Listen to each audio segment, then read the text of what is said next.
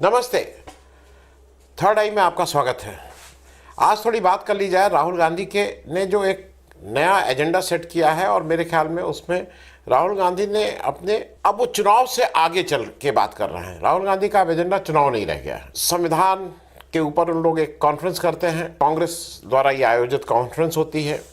कई जगह किए हैं, दिल्ली भी किए हैं, लखनऊ भी किए थे। अब उन्होंने प्रयागराज इलाहाबाद में इस कॉन्फ्रेंस को किया। मूल रूप से इस कॉन्फ्रेंस में जो एड्रेस करते हैं, जिसके लिए कहते हैं, वो उस 90% लोगों के लिए करते हैं जिनको जाति जनगणना जो उनके हिसाब से होनी चाहिए और जो इससे वंचित हैं, जो देश के एडमिनिस्ट्रेशन से, जो देश के साधन पे और जो देश के सारे अवसर जो एक 10% लोगों के पास हैं, उसको राहुल गांधी अब एड्रेस करके इस संविधान बचाओ सम्मेलन की में बात कर संविधान सम्मान सम्मेलन में बात करते हैं कि भाई इसका सम्मान करना चाहिए। बचाओ नहीं लिखते हैं, बचाओ बहुत पुराना एक है, तो वो संविधान सम्मान सम्मेलन, और उसमें वो लार्जर इश्यूज की बात करते हैं।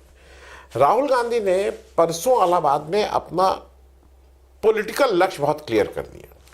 राहुल गांधी ने ये तक कहा कि मुझे जो मैं बात कर रहा हूँ 90-10 की, उस पर मुझे पॉलिटिकल अगर राजनीतिक हानि भी होती है, और वो राजनीतिक हानि का मतलब वोट से था, अगर वोट की भी हानि होती है तब भी ये एजेंडा छूटेगा नहीं। और ये अब मेरे जीवन का एक तरह से पर्पस हो गया है।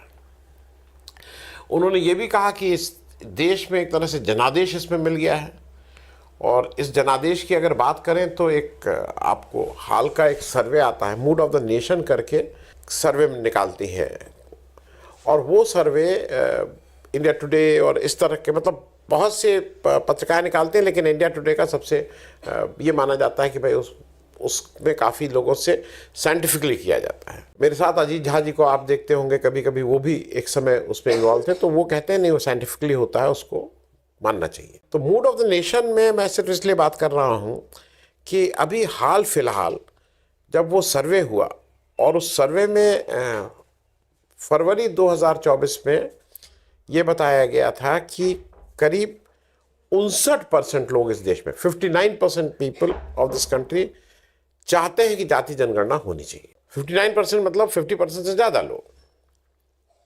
लेकिन आज अगस्त में जब उन्होंने इस सर्वे को किया तो ये परसेंटेज बढ़ के 74% हो गया था। तो जो राहुल गांधी 90 और 10 की बात करते हैं, वो धीरे धीरे स्पष्ट होता जा रहा है कि जाति जनगणना के प्रति लोगों का एक कहीं ना कहीं से ये बात हो रही है कि जाति जनगणना के बिना बहुत से इस देश की पॉलिसी मेकिंग हो, या अवसर की बात हो, या साधन की बात हो, इसके बिना संभव अब नहीं लग रहा है। और ये ठीक बात भी है, मतलब मुझे ऐसा नहीं लगता है कि इसमें कोई दिक्कत है। राहुल गांधी ने उस इलाहाबाद की मीटिंग में 2-3 चीज़ें बहुत बेसिक कही। उन्होंने कहा भाई ये अगर सबको इस विकास में का भागीदार बनना है तो ये 50% आरक्षण होगा, और ये संविधान ने क्या, संविधान में कोई आरक्षण की ये बात नहीं है। ये तो 50%, 21%, 22%, अब वो ये सब बाद में सुप्रीम कोर्ट ने किया, जिसको फिर ठीक है, फिर संविधान की उसमें सहमति ली गई पार्लियामेंट के थ्रू। तो उन्होंने कहा 50% के आप बैरियर को हटा दीजिए, अगर जिसकी जितनी भागीदारी उसकी उतनी हिस्सेदारी, कुछ इस तरह की बात वो कर रहे हैं। उन्होंने इस बात को सिर्फ उस भाषण तक नहीं रखा, कल उन्होंने एक लंबा ट्वीट किया, लंबा नहीं मतलब एक छोटा ट्वीट किया, और उन्होंने उस दिन मंच से भी कहा था, कल भी उन्होंने मोदी जी को एक बार फिर कहा as prime minister of this country की प्रधानमंत्री जी, आपको ये जाति जनगणना तो करानी ही पड़ेगी, क्योंकि ये जनता का आदेश है, और आप एक डेमोक्रेसी के प्रधानमंत्री होने के कारण जनता के आदेश, जनता की इस भावना को आपको मानना पड़ेगा। आप कराएं तो बहुत अच्छी बात है, आप नहीं कराएंगे तो आपके बाद जो अगला प्रधानमंत्री होगा वो इसको कराएगा। और अगला प्रधानमंत्री उन्होंने ये स्पष्ट नहीं किया कि वो 2 साल बाद होगा, 1 साल बाद होगा, बीजेपी का होगा, नॉन बीजेपी का होगा, लेकिन ये स्पष्ट है, उन्होंने कहा कि अगर आप इससे चिपके रहेंगे कि मैं इसको नहीं कराऊंगा, तो आपको तो फिर पद से आप मतलब आपके फिर प्राइम मिनिस्टर के दिन तय हैं। अब थोड़ी मोटी बातें कर ली जाए कि बीजेपी क्यों अगेंस्ट है इसके। बीजेपी का देखिए, मूल रूप से बीजेपी जो है वो एक आरएसएस विचारधारा के द्वारा गवर्न होती है। इसमें ज़्यादा बात करने की ज़रूरत नहीं, मैं ये सब नहीं करूँगा किसने साथ दिया, किसने आज़ादी, किस वो अलग बातें हैं। किसने साथ दिया था, किसने नहीं साथ दिया था, कोई कहता है नाखून भी नहीं कटाया, ये नहीं कटाया, वो सब ठीक है। नाखून कटाया कि बाल कटाया, वो अलग बात है। लेकिन जो मूल बात है और जिस पे बात करनी चाहिए कि उस विचारधारा का क्या कहना है। उस विचारधारा में केवल अपर कास्ट और अपर कास्ट में भी ब्राह्मण का वर्चस्व की बात वो कहीं ना कहीं होती, कहते नहीं है लेकिन उनके सारे कार्यकलाप आप देख लीजिए तो उसमें यही होता है। और एक बार बार एक चीज कही जाती है, और ये आरोप कह लीजिए या कुछ कह लीजिए, अगर आप इतने सर जाति संभाव की बात करते हैं, सारी जातियों की बराबर इज्जत करते हैं, तो आप इसको तोड़ दीजिए एक बार में। उस आरएसएस प्रमुख तो केवल ब्राह्मण ही होगा, इसमें कहीं कोई दो राय नहीं। आरएसएस प्रमुख में एक बार एक्सेप्शन से एक राजपूत हो गए थे रज्जू भैया, नहीं तो वो केवल ब्राह्मण के लिए वह पद आरक्षित है। दूसरी बात यह है कि जो बीजेपी है उसने, भाई वो इतने साल से राज कर रही है, बीजेपी कोई पहली बार तो है नहीं, गुजरात में कब से कर रही है, कहाँ कहाँ इनकी सरकार पहले थी। 77 में तो जब इमरजेंसी लगी थी तो मध्य प्रदेश, राजस्थान, इन सब जगह इनकी सरकारें थी, दिल्ली में राज किया। आज तक बीजेपी ने कोई भी दलित चीफ मिनिस्टर क्यों नहीं बनाया।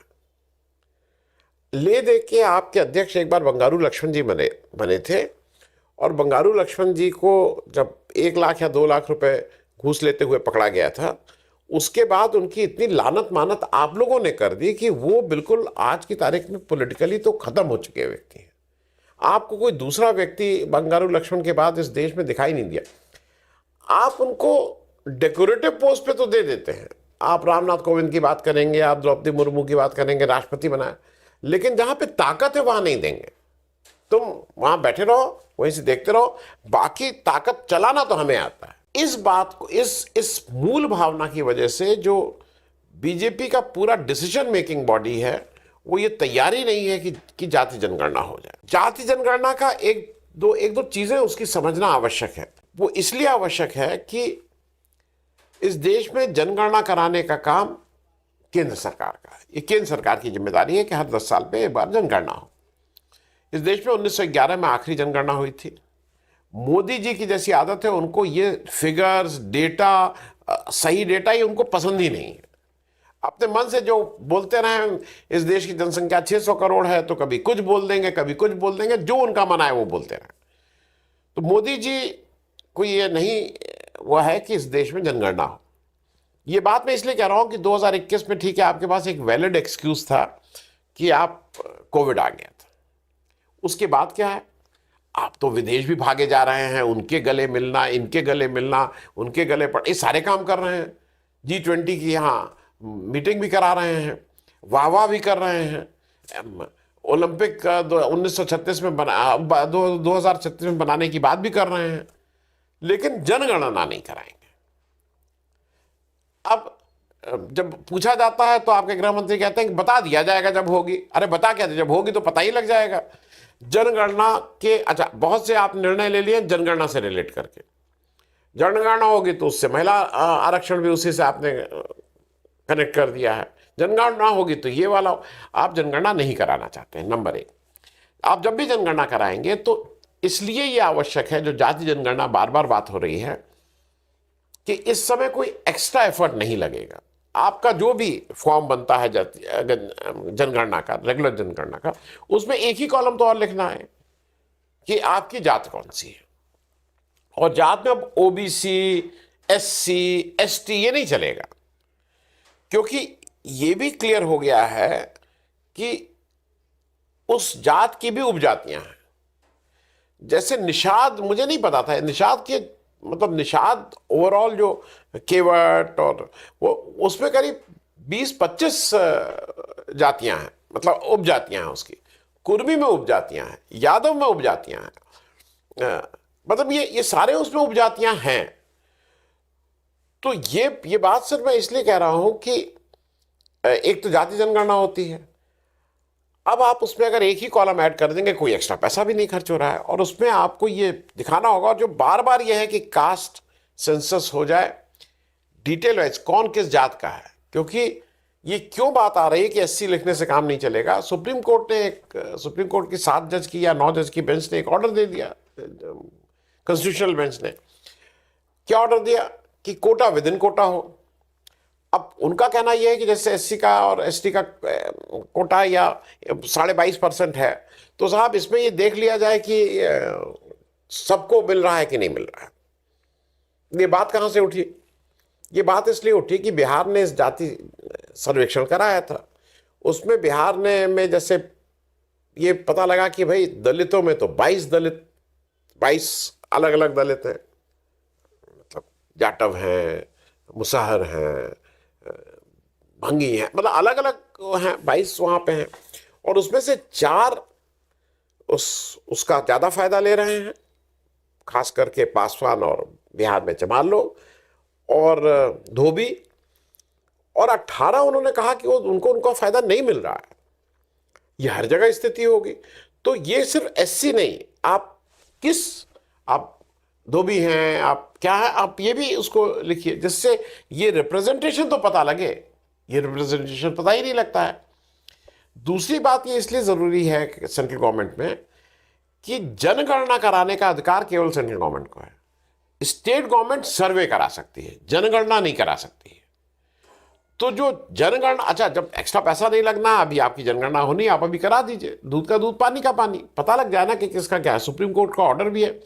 अब सुप्रीम कोर्ट भी खूब है, सुप्रीम कोर्ट ने जब ऑर्डर दिया तो सुप्रीम कोर्ट को इस पे भी बोलना चाहिए था कि जनगणना भी आप कराइए भाई। सुप्रीम कोर्ट ने कहा कोटा विद इन कोटा और सारी स्टेट गवर्नमेंट अपने आप समझ लें। अरे स्टेट गवर्नमेंट कहां से समझ लें? वो डेटा कहां से आएगा? सर्वे को आप इंडिकेटिव है, ठीक है, लेकिन अगर पूरे देश की एक जाति जनगणना हो जाती है तो इसमें दिक्कत क्या है किसी को? फिर ये जरूर है कि स्टेट वाइज, क्योंकि कोई हो सकता है यहां पे बैकवर्ड में नहीं आता हो, कोई कहीं आता हो, लेकिन हर एक की जाति तो अपने आप पता लग जाएगी। तो कौन, जिसको कहते हैं क्रीमी लेयर, कौन मलाई खा रहा है ये स्पष्ट हो जाएगा। तो उस मलाई का हिस्सा सबको मिले थोड़ा थोड़ा। इसमें सुप्रीम कोर्ट ने भी कहा है। तो कहां पे आपकी दिक्कत है, ये जरा थोड़ा मुश्किल है।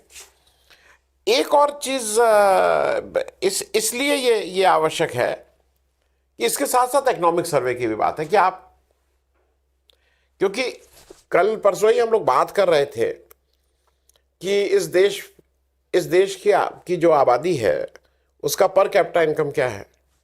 हम लोग एक छोटे से देश गए थे अभी, उज्बेकिस्तान, पिछले साल गए थे।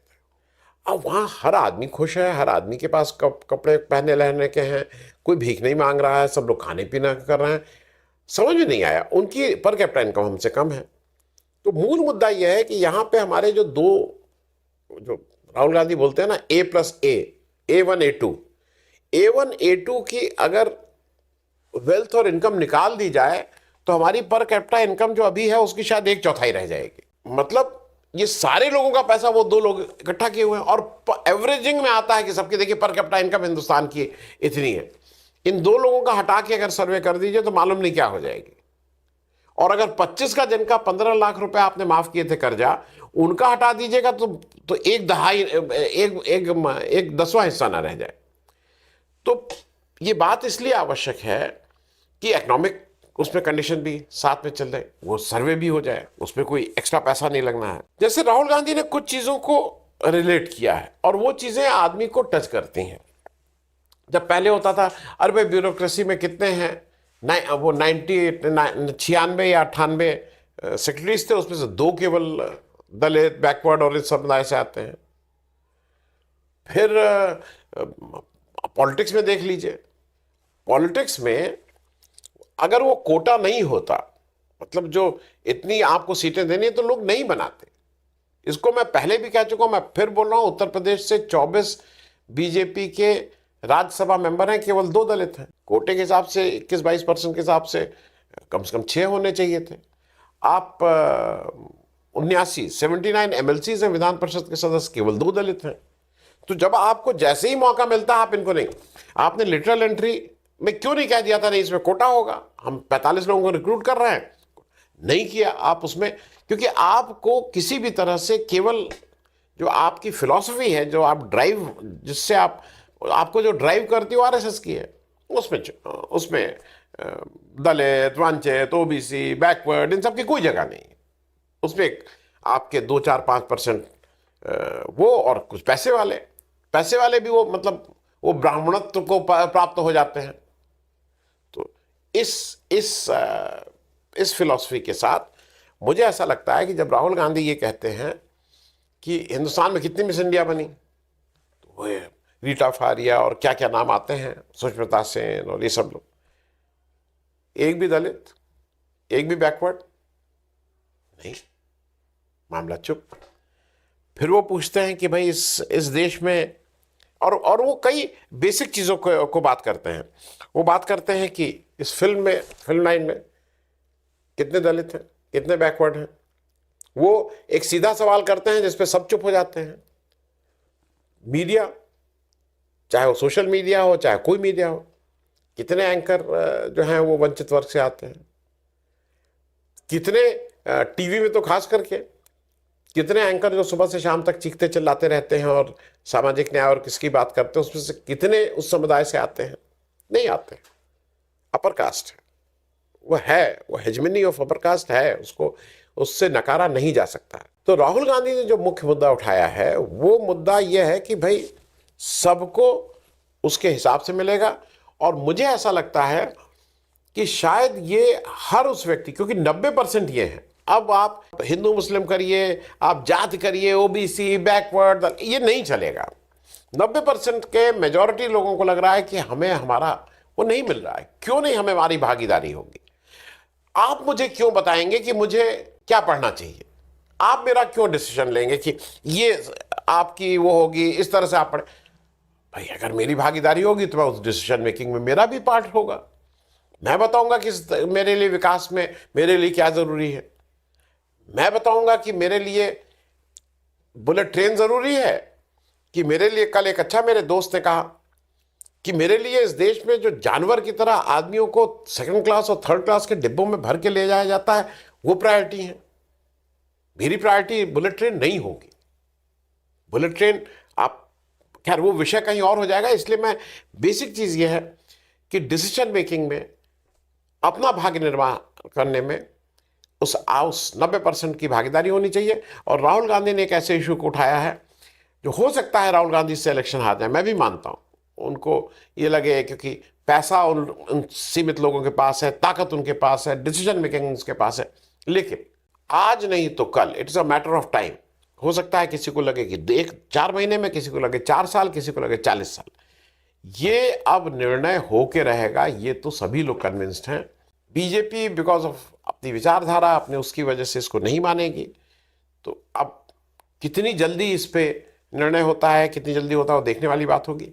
लेकिन ये ज़रूर है कि एक देश को बहुत दिनों बाद एक कंक्रीट मुद्दा मिला है, जहाँ पे लाभार्थी नहीं कि इसको हम 500 देंगे तो उसको 200 देंगे, तो अगले महीने 600 देंगे, तो इनको ये देंगे। ये सब लाडली बहना स्कीम और किसान सम्मान निधि, ये सब नहीं है। ये उससे बड़ा इशू है और इस पे हर व्यक्ति जो देश में रहता है उसको लगता है कि ये मुझसे रिलेटेड है और वो इसके पीछे मेरे हिसाब से खड़ा हुआ है।